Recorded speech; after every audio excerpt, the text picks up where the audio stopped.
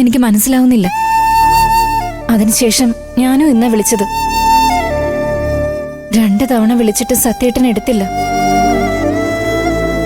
അമ്മയുടെ വാക്കേട്ട് സത്യേട്ടൻ എങ്ങനെ മാറുമെന്ന് ഞാൻ ഒരിക്കലും വിചാരിച്ചില്ല.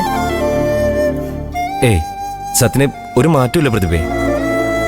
നീ ഇങ്ങനെ വിഷമിക്കേണ്ട ഒരു കാര്യമില്ല. അവൻ നിന്നെ വിളിക്കും, ഞാൻ വിളിപ്പിക്കും.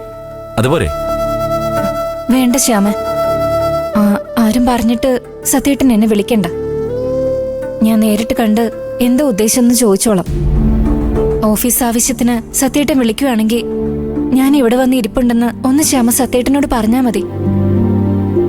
അത് പിന്നെ പ്രതിഭയോട് എനിക്കൊരു സത്യം പറയാനുണ്ട്. സത്യൻ ഇനി ട്രാവൽസിൽ വരില്ല.